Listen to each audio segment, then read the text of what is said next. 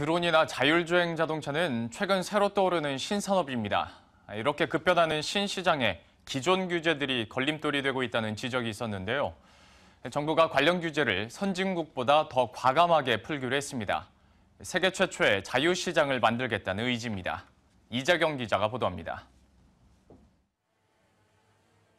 정부가 이번 규제개혁 장관회의를 통해 규제를 푸는 분야는 드론이나 자율주행차와 같은 신산업입니다. 미국이나 유럽과 같은 선진국보다 규제를 더 풀어서 세계 무대를 주도하겠다는 의지로 읽힙니다.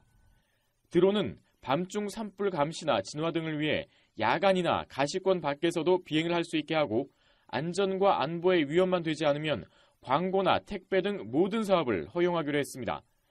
자율주행차 역시 어린이 보호구역 등을 제외하고는 전국 어디든 시범 운행을 허용할 예정입니다. 이런 수준의 규제 완화는 우리가 세계에서 최초입니다.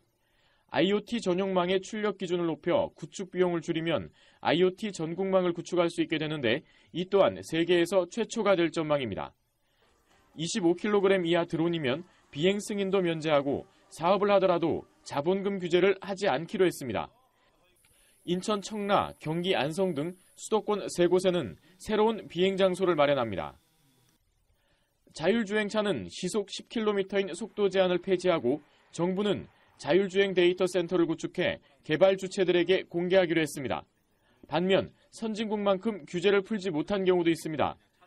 공유민박업은 기존 숙박업체의 반발 때문에 230제곱미터인 면적 제한은 유지하고 규제 프리존에서만 121인 영업일수를 6개월로 늘리기로 했습니다. 미국 샌프란시스코에선 면적과 영업일수에 제한이 없습니다.